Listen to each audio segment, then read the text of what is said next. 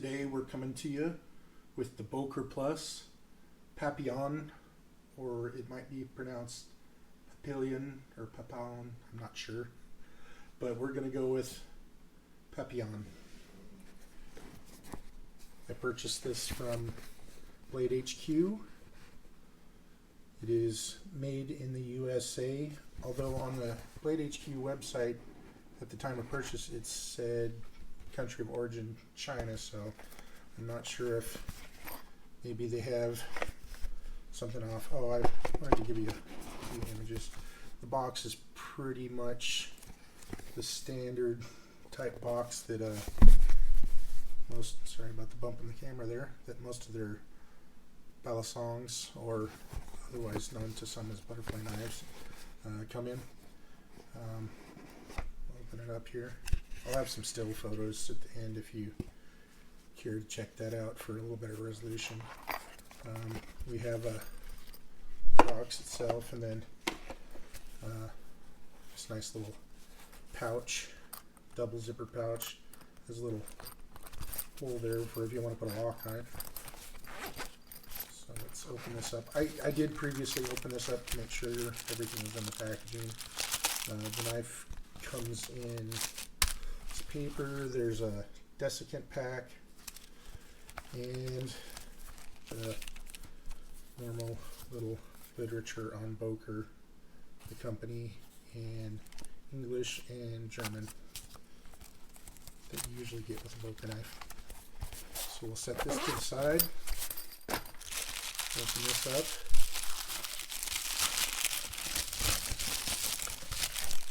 Now the knife is, so you get it back in frame here, stainless steel handles. The blade steel is D2. Overall length is 10.2 inches. Blade length is 4.57 inches. And the blade thickness is 0.14 inches. The weight on this is 4.34 ounces. And surprisingly, the stainless steel handles are very light for what I was expecting. Let's bring another knife in here, the Kershaw Lucha. This knife is kind of known for having pretty heavy handle bias, and I was expecting the same here with the Papillon, but I was pleasantly surprised. It's very, very light in the handles. While we have them both here, we can definitely see the design similarities, aesthetically anyway. Very, very similar. Kind of makes you wonder if BOKER was trying to kind of, what's the word for it? Capitalize on the popularity and success of the Kershaw Lucha. Both of these are very kind of what I would call entry-level decent knives. You know, they're not the cheapos, but they're not, you know, they're not something like a Benchmade or whatever, but they do offer, or at least in the my experience with the Kershaw is really good value for the money. Let's set the Kershaw to the side here. I'm gonna have to say, when I first opened this up, I was a bit disappointed. I was expecting it to, from my other BOKER balisongs I've had, I was expecting it to be a little smoother. The listing on Blade HQ, which is where I purchased this from, said that it had ball bearings, but to me it feels, I haven't taken it apart, but it feels more like it's bushings. It's just not as smooth as other ball bearing knives like the Lucha, and then like previous BOKER knives that were ball bearing. It's not as smooth. When I got this, the screws were extremely loose, and you can see there's a little wiggle here. It was extremely loose and wiggly when I first got it, just so much so that I almost thought about sending it back. But I did tighten up the screws. They loosen up when you get them good and tight to where you don't have to wiggle. It tends to be real tight, almost so that it won't swing like this. So I had to loosen them up a little bit just to get a good movement. But the problem is, then they loosen up. So it really doesn't seem like it's functioning like there's ball bearings there, which is a disappointment. If I didn't mention before, the price on this from Blade HQ was $103.96, which is not very far off from the Kershaw Lucha, and I don't think aesthetically it's really neat, and I do like the light handles, but I just don't think the quality and hardware materials are there that you have on the Kershaw Lucha.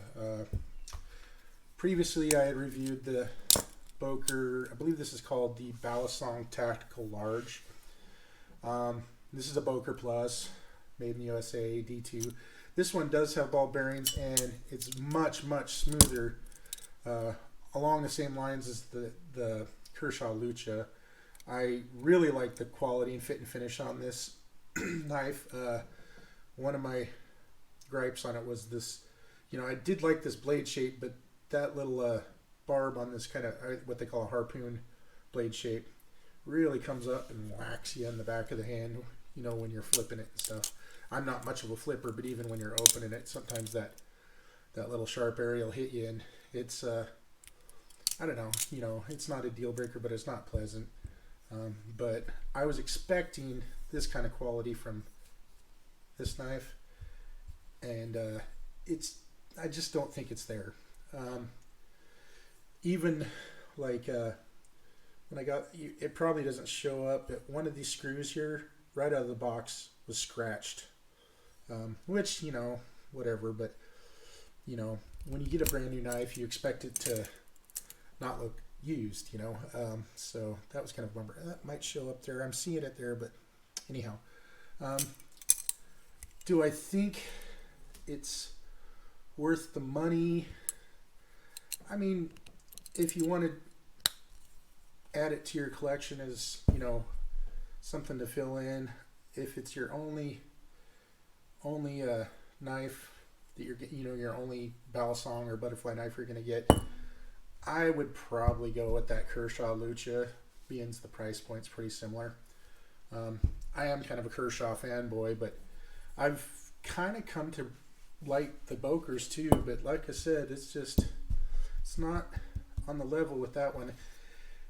With the Papillon Tactical Large, I believe these are out of stock currently at Blade HQ, but the price point on this was actually lower than this. I believe this was, if I'm remembering correctly, in the $70 to $80 range, which pretty good. The other thing is it doesn't have a pocket clip, which on a balisong I actually prefer not to have a pocket clip, but I don't want to take that off there because it came with one, and I have these more as collectibles than anything else, so I don't want to change it. But anyhow, I'm I guess okay with this in my collection. I'm gonna keep it, but